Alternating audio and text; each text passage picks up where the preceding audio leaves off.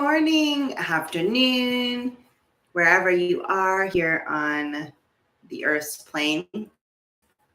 Welcome to you. We used to be on Facebook, but we are moving this channel over to YouTube. So we are slowly growing this. And I come on here live every Tuesday at 8:30 a.m. Pacific, and we go over different topics related to what it means to be a spiritual warrior, which basically means what it means to be alive and conscious and moving towards consciousness during the decades of the 20s, which is a wild decade, as we all know. All right, so today we're going to be talking about, and here's what I'll say: if you please like and subscribe, I'm going to just do the YouTube thing. If you could subscribe to my channel, that would be amazing. And then more and more people would find out about the work that we are doing. And the work that we are doing is to support people during this time. All right. So my husband. All right. Today we're going to be talking about it's not all love and light. So I'm going to tell a quick story. It's not all love and light. So when I started studying shamanism, I found a shamanic practitioner. Hi, Wendy.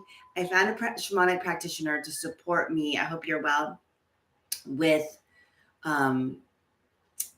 life, like all the trauma I had been through. I was looking for something deeper. I was doing EMDR, and I was looking for something deeper, something for to support me with all of the trauma that I had been to. And I found a shamanic practitioner. She really supported me on an individual basis. So I started studying with her, and I studied with her for 12 or 13 years or something like that. And she's an amazing teacher. I learned transpersonal psychology, Buddhism, hypnosis, shamanism. I mean, she's a very, very intelligent, smart, beautiful teacher. However, there was this part of her that was very, very scared of entities, of psychic attacks. So the title of this talk this morning is "It's Not All Love and Light." So she was extremely paranoid of psychic attacks, and it came through often in her teachings how paranoid she was. And she taught, the way I looked at it was that she taught me how to be paranoid. And I already went into her trainings and her teachings paranoid already because of all the trauma I had endured as a kid. So I was already paranoid to a degree of who to trust, who not to trust. I was very psychic, and I saw ghosts, and I talked to ghosts, and I saw entities, and I channeled things that I didn't know I was channeling. And so I was already really scared of that stuff coming into working with her. So I was looking for a teacher to support me in organizing my psychic gifts and teaching me how to support other people. So because she was so paranoid about psychic attacks, I mean, to a huge degree, it really ignited that part in me that was paranoid. Now, what it did also, that was like the downside of it. The positive side of it was that she was excellent. I mean, she was a master, probably is still, she's still teaching. She is a master at entity removal. Like energetic interference, whatever you want to call it. In the church, they call it depossession. There's all these different names for it, but it's when an energy gets into your energy field and is manipulating you or driving you away from your soul light. And the reason that they're doing that is often because they're feeding. There's the term, the hungry ghost in Buddhism. They're the hungry ghost. They're looking for something to feed on. And there's different levels of energetic interference. There's like, kind of like the loss level, like maybe they went through something traumatic, like a car accident, maybe they died traumatically and they're just kind of like lost for a little bit, or they died and they weren't quite ready to die, so they're staying around, or maybe they have a loved one. This happens a lot where the loved one is pulling on them to stay, and out of guilt and of leaving the loved one, they don't move on quickly, and then they're lost and they don't know what to do. So there's that level, and they're often like just confused and sad. And then there's the trickster level, who is like, they're kind of like the entities that run like addictions. They have a little bit more of an agenda. They know if they get someone addicted to something or keep someone staying. This is not from a victim standpoint. If someone's addicted to something, there is something going on within them. However, it leaves a hole for these energies to come in. And if the energies benefit, if the person is continuously driving and feeding the addiction, leaving that hole in their energy field, then the entity can feed even more. So there's that. Then there are, I'm turning off my heat. Is the demonic level. Now, those are rare. The demonic demons are very rare. However, they're becoming less rare, but that's a video for another day. So but she was excellent at removing entities. Now I'm going to get to it's not all love and light all the time in just a second. I'm going to tie this in, but she was excellent at it. And she did, my teacher did an amazing service of removing these energies. And I am really good at removing these energies. And in fact, my practice for a long time was really focused on moving these energies. Now, and people would hire me to come in, other therapists and other practitioners would hire me to come in and remove energetic interference. Now, let's get to, it's not all love and light and the paranoid piece.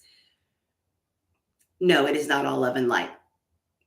And here is where the new age thinking and the head in the sands thinking can get people into trouble. This is not about focusing on entities. It's not about focusing on the dark. It's not about making the dark bigger. It's not about being paranoid. This is why I told you the story. Because when we're paranoid, then what we're also doing is that energy is a low vibrational energy that attracts more low vibrational energy. You see what I mean? So if we stay in that place, that doesn't help either. But we also don't want to be a head in the sand that on this planet, it's all love and light all the time, because it's not. It's not. But when we think that way, when we're in the two extremes, is when we can get in trouble, so to speak. You're not like really in trouble, but it's when you can get in trouble, so to speak. So when you meet people, or if you are one of those people that it's really challenging for you to hear about occult forces or energetic interference or the shadow parts of people, that is my suggestion is to be at pause and curiosity with that. Why is it that it's so hard for you to talk about or think about the possibility that we are living in a world with contrast? We are living in a world where there's both love and light and dark. And until we acknowledge this, the dark is going to keep getting away with what it is that they're getting away with. The things that are happening on a global level is often run by fear, and fear attracts a low vibration. Now, this is not at all about being like paranoid, like I said with my teacher, because that did not serve her and it did not serve her students. She's excellent at seeing it, but being paranoid and always worried about it keeps you in a low vibration. But also when you're in a place of it's always love and light all the time, forever and ever, that also puts you at a disadvantage as well. It's also like, it's like, I don't want to see denial. So it's like, how do you find the balance? How do we live in a place, Earth, that has both? Every single movie, sci-fi movie, Star Wars, all of them, they highlight this. They highlight this, the light and the dark. For some reason, humans, we are learning from this contrast, and hopefully we're getting at a place where we don't have to learn that way anymore, but it's going to take some time. And until we acknowledge that we have the darkness within, the shadow within, it's not darkness, but the shadow within, that attracts the shadow without, we're going to end up staying in a cycle of samsara. We're going to end up staying in a cycle of suffering. The shadow within is so important to look at. If you are a human being, you have a level of some sort of shadow projection, shadow patterns, shadow thinking. We all do. And we all go through stages where we look at one shadow, if you're working in this way, and then we go to the next one. So one of mine is, and I'm still working it out, to give you an example, is I can still, after all this work I've done, and that's another thing, to get caught in this trap of the mind, like, I've already done that work. I've already done that work. I've already done that work. Sometimes there are layers and layers and layers to work through. But every layer, you get to a new place of personal power. But one of mine is, I can still get enchanted. It's getting better, but I can still get enchanted by narcissistic energy. There's something that it's like, I still, for some reason, have not cleared that. Every time it happens, I get better at it. Every time it happens, I get better at it, but I'm still learning this lesson. And it's like, what inside of me, what part of my shadow, what part of my being is still allowing the enchantment? The part that wants to really be loved, the part that wants to be seen, the part that hasn't come into my own level of self-confidence and power in every level of my being. Because that narcissistic energy, it's like, oh, I see you. You've got a little bit of a gap there. I'm going to go there because I know that you want to be seen, and I'm going to be reeling you in. That's a shadow part for me. So if I lived in all love and light all the time, and trust me, I want to live in the energy of gratitude. That's my intention. My intention is to live in the energy of gratitude and love, without ignoring the inner shadows inside of me or ignoring the shadows of other people. And again, not like my teacher of being paranoid. It's not about that. And sometimes I hear teachers talk about, and they're just not the teacher for me, to, how do I say this? It's not about ignoring the dark. They want to pretend that it doesn't exist. They want to pretend that it doesn't exist. Now, there is thought of like, don't put energy on it. Absolutely. Don't put energy on it. The more you feed energy, however, you don't want to ignore it either, especially if you have a pattern or you are around people that have a pattern that just won't let up, like an addiction, and it's just like, no matter what I do, I can't get past it. Or ignoring that there are real things in this world that we're dealing with. And that there are some people that don't have your best interest at heart. And those people, especially someone with narcissistic tendencies, they often are running something that isn't love and light. And they often don't know it. So it's not all love and light. It's not. And that new age way of thinking is incredibly dangerous. Now, you can listen to me and take everything I'm saying and be like, she's full of shit. She doesn't know what she's talking about. Then you do that, right? Like, this is all about finding out what resonates with you and listening to what resonates with you. This is my truth. This is what I see. And I saw through the pandemic that this was my take on it. There was a lot of people sticking their head in the sand around what was going on globally, and we still are. We still are. There are some countries out there that are still locking their people up if they find one case of COVID.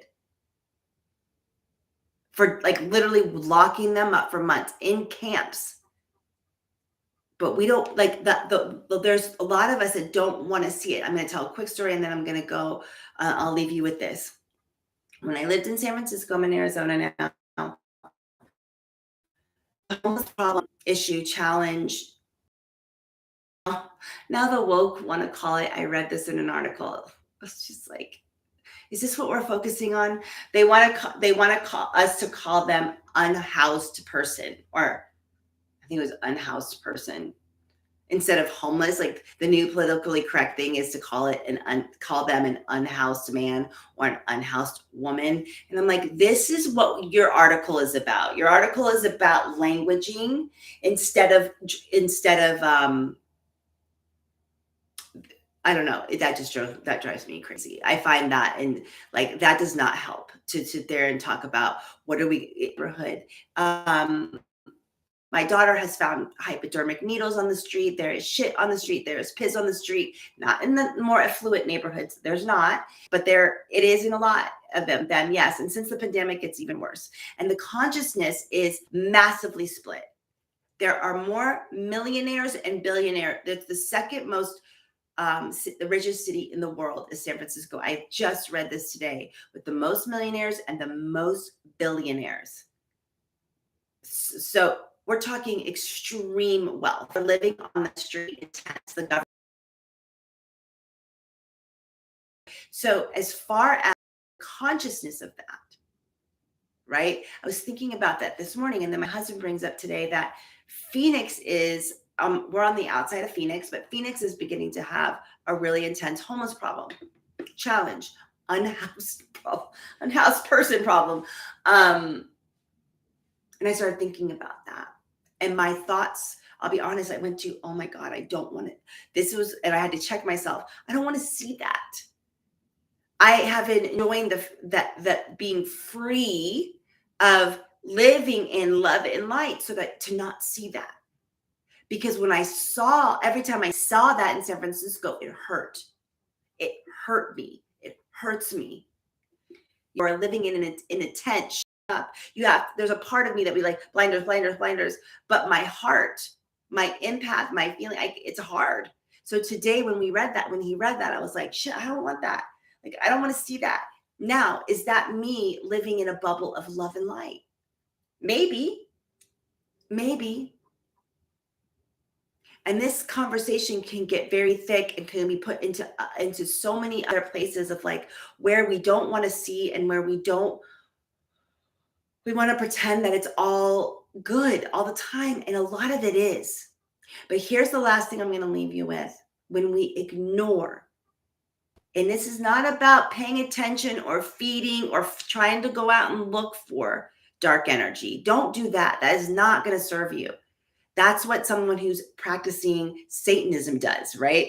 That's what someone who practices that type of dark arts. They're